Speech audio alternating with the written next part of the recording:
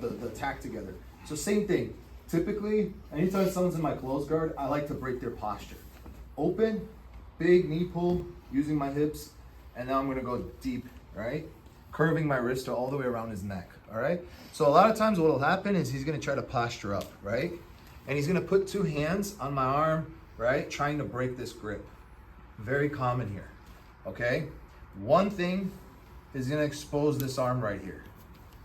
And as I'm pulling him down, his elbow is gonna be right on my hip, right? So he's gonna be doing 2-on-1, trying to break this. I'm gonna cup it right here.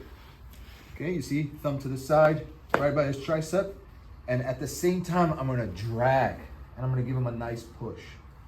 So while he's obsessed with breaking this, I'm gonna pop, and then shift to my side just a little bit, okay?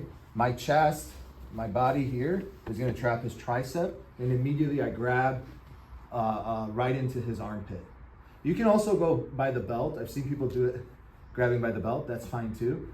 I like to grab right by the armpit, okay? Now from here, I'm gonna raise my hand like I have a question, rise up to my elbow, and if I can, I try to pop up to my palm.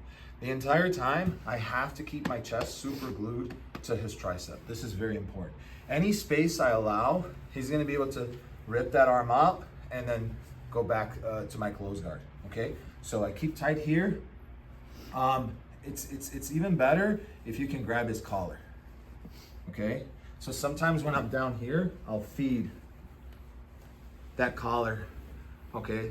It's gonna give me extra leverage here and control, all right? So I'll raise my hand like I have a question, get to my elbow, get to my palm, okay? You have two options from here. You can uncross your legs and do a technical stand, okay?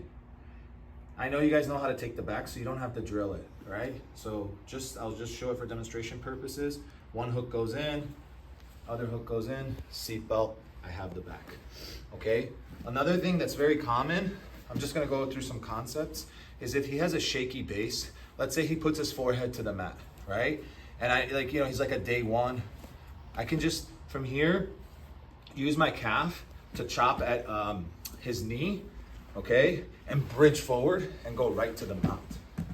So you have to feel it out. You have to feel their base. If you just notice that they're weak, kind of like this, head down to the ground, blast your hips like a sit-up sweep and mount them, okay? But another option you guys have, I think you guys should drill, is when you uncross your feet, put your foot on the mat, start sliding and pulling. Slide and pull until you turn, and from here you can put a seatbelt, take his back, okay? So let's go through that sequence again.